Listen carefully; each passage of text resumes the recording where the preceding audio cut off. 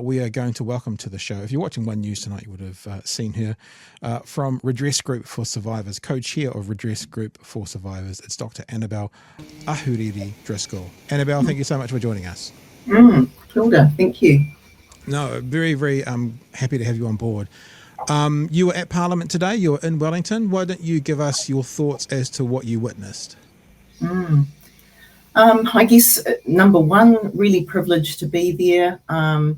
And, I don't take that for granted, actually, because of the ballot, very contentious and problematic.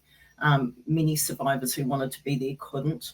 But I guess the other thing I want to share is there was this beautiful process happening around the apology. And that was, we were mentored, supported, guided by mana whenua, by Te Atiawa, who did a beautiful thing. They ran a concurrent tikanga process that many of us were able to be a part of. And that was a collective of Māori survivors, some leaders in Te Atiawa took some of the poetry, the whakaaro, the stories from survivors. They developed some karakia, waiata, and karanga that were infused with those experiences, and then they supported us as survivors to deliver those. And so I was very privileged to be able to, with others, be kai karanga for that, fellow survivors standing up there, as you would have seen on the live stream, reciting karakia. And so very meaningful, profound, part of healing itself. So I think we were very clear, many of us, ambivalent or some mixed feelings about the Crown apology, but very committed to this process that was running concurrently. So I'm not sure how much awareness there was of that, but I think we felt like tikanga is very important. It can do things that Crown processes can't. And so really important to respect that. Yeah. When you say there were sort of mixed responses, can you unpack that a bit more? What do you mean? I think because, there's so much mistrust. And I think that was spoken to by some of the CEs. And a lot of that is around survivors battling to be heard. And then some active obstruction, I think, when they have tried to make claims or make their cases heard. And so you would have heard kind of that sentiment around words are just words. They're hollow unless they're accompanied with action. So I think there's a lot of concern, a lot of doubt. There is hope, but because of how survivors have been treated historically and actually still to this day, there's some well-earned mistrust. Let's do this then. I was going to do this at some stage, but you've kind of led us into it because it seems like maybe one of the groups you're talking about was Crown Law. It wasn't just the government apologising. It wasn't just the Prime Minister. It was the leader of the opposition for the past Labour governments and various government agencies as well. I'll just play you 90 seconds here because this speaks a little bit to, I think, what the mistrust is that you're talking about. So this is the leader of, I think it's Oranga Tamariki, and then it goes on to the person in charge of Crown Law. Let's have a look at this. We are sorry. It started with Oranga Tamariki. The Ministries of Health, Education and Social Development followed.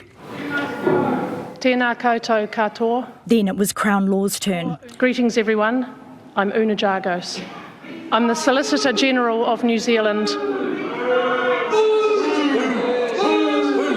Crown Law has spent millions on legal fights against survivors. She admits lawyers could be too aggressive and use delay tactics. I am here today to say I am sorry.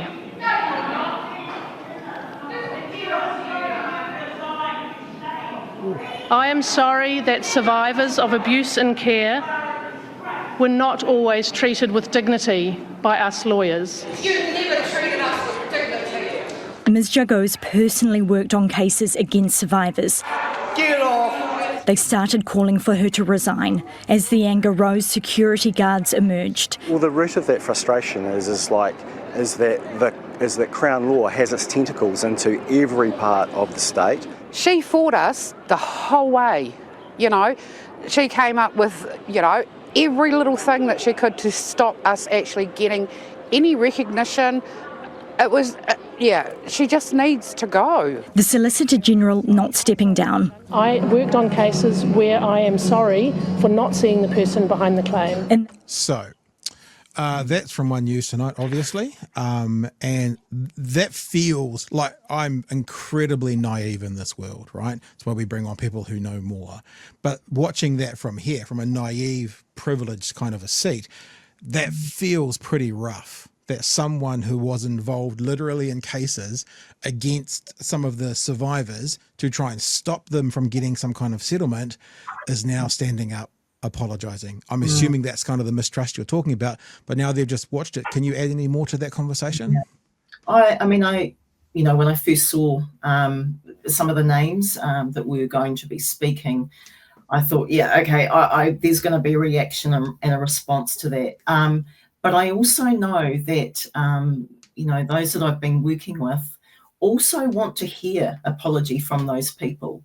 Yep. So I think what needed to happen and what did happen was that those people that indeed have caused harm to survivors were fronting up, and then they were having to sit and hear the response.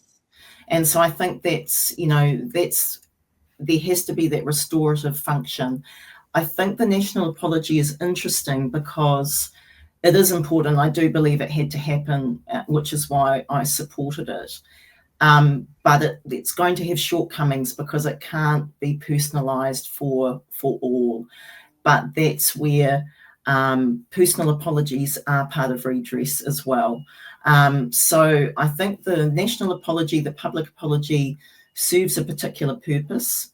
Where it falls short, I'm hoping that redress will come in and people will be able to receive personal apology where they can also respond. Yeah. Chewy, sir. Oh, yeah. Just watching that. I was watching the live stream as well, and you could feel it, like the shift there, especially when she came up, and just reading because I was ignorant. I was, why did that person get such a strong reaction? It didn't take me long at all to find out why. Yeah. Imagine that, having someone that has fought you tooth and nail all the way through, using every tactic that they had at their command to delay or stop or cast doubt on. I mean, I read a story about private investigators being used to dig up dirt on some of these survivors. Yeah. How is that acceptable?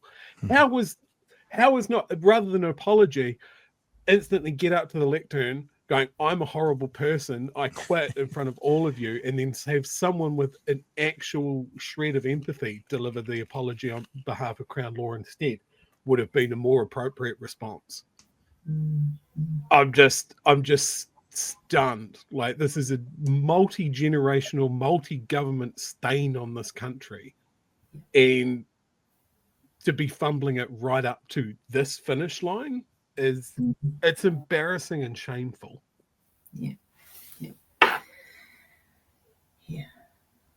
I think it says something about, so there are individuals that are culpable, but it's the institutions behind it as well, and the structures that enable those people.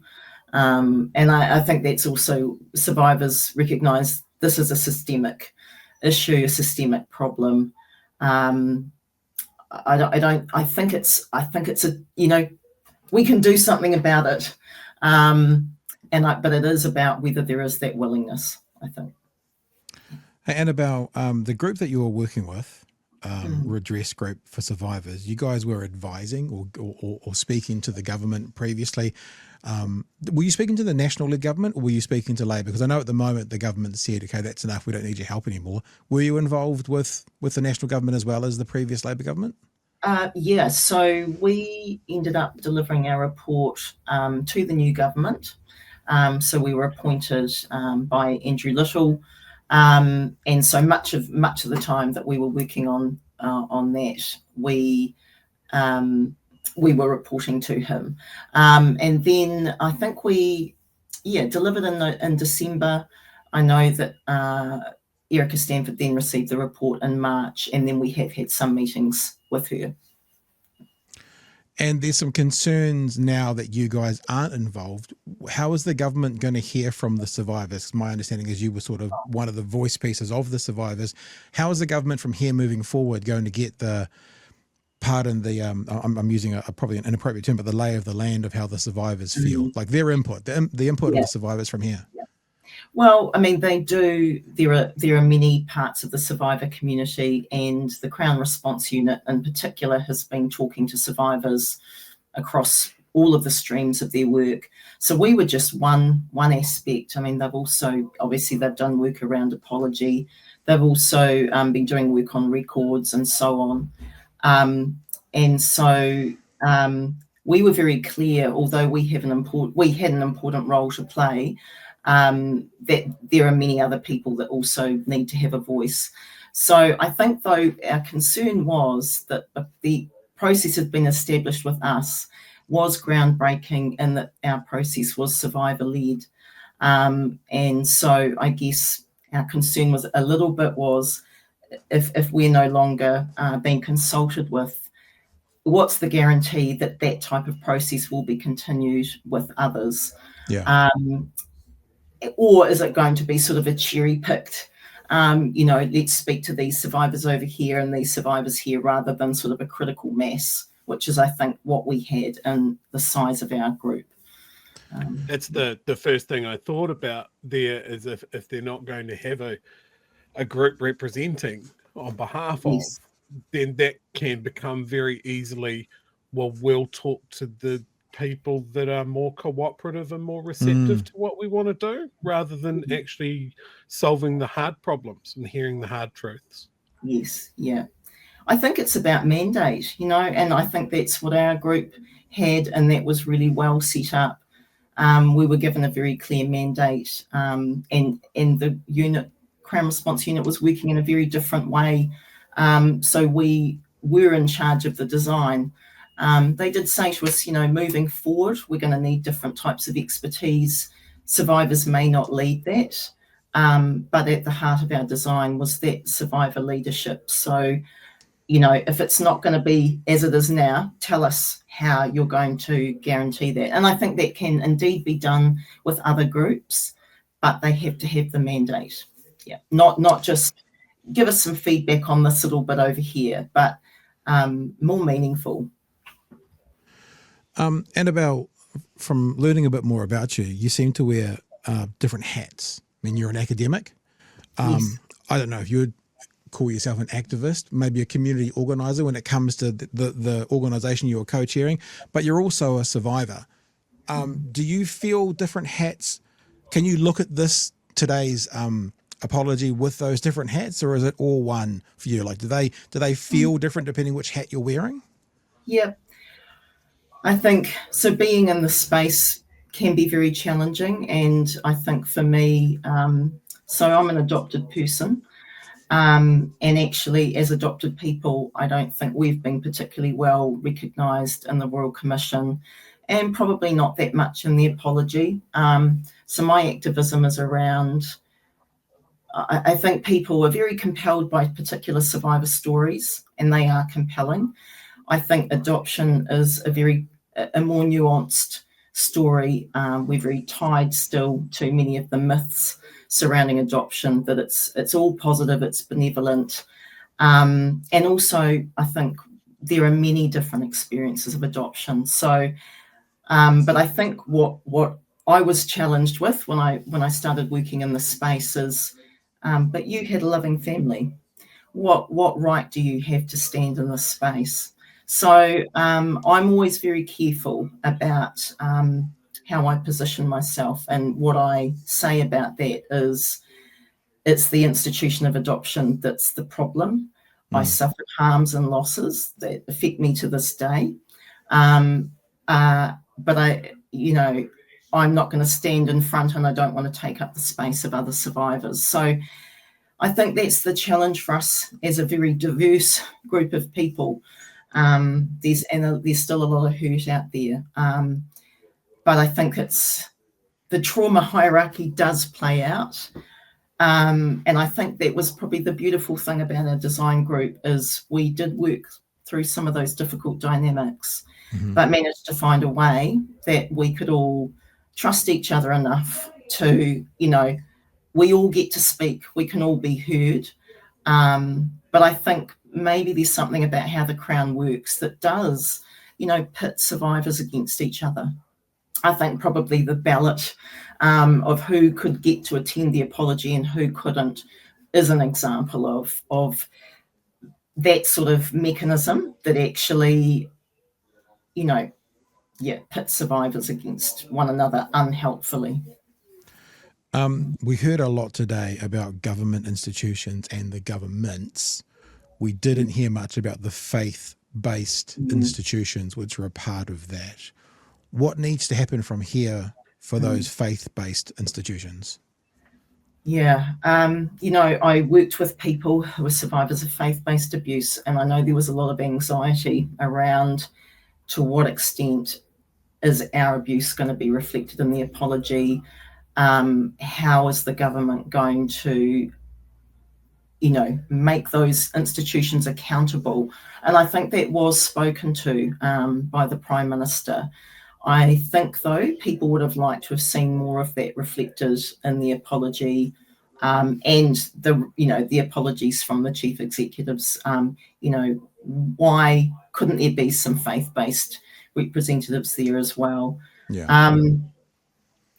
So I think there's a feeling that it's still not enough, and probably people looking at what's going to happen next. I think Christopher Luxon, though, has shared some sentiments that they will be doing everything they can they will be using those sorts of levers to make those institutions accountable. The word redress has come up a lot. Yeah. What does that mean? And I guess what's the idea outcome today moving forward? What happens next? We've talked about this. We talked about this a lot as a design group. What does redress mean? What's realistic? What can actually be achieved when so much harm has already happened?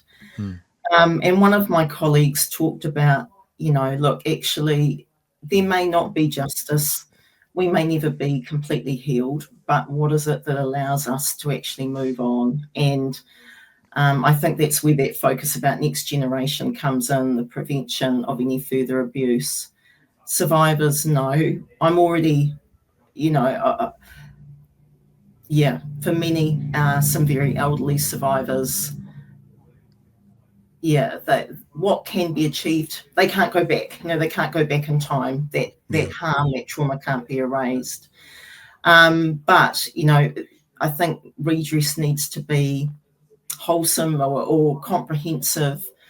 And so what we looked at in our design is not only financial compensation, but apologies, support services. And, what we were advocating for is survivors being able to decide what is it that they need to heal, and not to put any parameters on that. Cheryl, you got anything else you want to wrap up with? Yeah, a couple of things. Obviously, the use of the word survivors implied that there were people that didn't survive state care. And I there's so much, and this stuff's gone on for so long, we might not know the full list of people who didn't survive this. I think the moment that this commission started doing its work, a lot of people started shredding documents and resigning and leaving the country and all sorts of stuff. The rats ran. I think the key thing is here for anyone to have any trust in this at all is that it doesn't happen again. But we live in a time where Oranga Tamariki can still uplift children.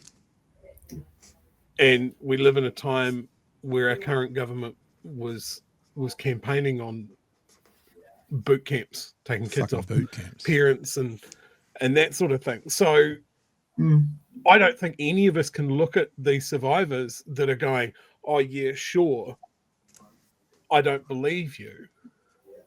I don't think we can put any doubt on what they're saying or where they're coming from. Have we learned any lessons? And then my other thought is on redress and compensation and that sort of thing. That's, I mean, how do you put a dollar value on the experiences that people have had that would come straight out of a horror story in a lot of cases? Yeah. How do you write a check for that? Your trauma is worth this much. Yeah. But that's what it's going to devolve into from a government point of view, is that there's a penalty that they'll sustain, and then they'll dicker on every cent past that. And I would like it to be, what do you guys need? You know, do you need extensive counselling? Do you need? You tell us. It's not going to be that. Yeah, well, that's what we would like to see, absolutely. And I think, one of my colleagues who's worked in the disability sector says, well, actually, we have this idea that, well, we don't trust people. We imagine that it's going to be ridiculously expensive, that people are going to, I don't know, but actually in the disability sector, give people their own resources and they actually underspend. So I think it's about trusting, and I think that's what the National Apology was about as well, is for the general public to see survivors in a different way. People who've been done wrong, but people who have mana and people who deserve something better. Yeah. Annabel, one of the things I love about doing this is I love being the dumbest person in the room, and getting on people who know far more. So I guess my last question to you is, what have we left out in this conversation? Like, what else do you need to tell us? What do you want to leave us on in case there's anything we've missed, which is an important fact for me to learn and for the people watching and listening? Yeah. Well, I think I would like to see this as the start of a conversation. So not the end. Apology is just the beginning. I guess I would like to see, the curiosity out there in the general public about not only what happened, but how did it happen? And how is it that we can collectively make changes, compel our politicians? How do we need to be different? Because I think this is a reckoning not just for the government, but actually for us as a society. Yeah. So I guess, that would be my parting word, I suppose, is stay curious, stay open, and listen to survivors and continue to listen. Yeah. Dr. Annabel Ahuriri-Driscoll, thank you so much for joining us tonight. And as I always say to people for the first time, thank you for trusting us with your story, for coming on and having a bit of a chat. Appreciate your time, and hopefully everyone else got as much out of that as I did. If it's just me, that's okay as well, but hopefully the others did as well. So thanks for coming on. Thank you very much. All right, all the best.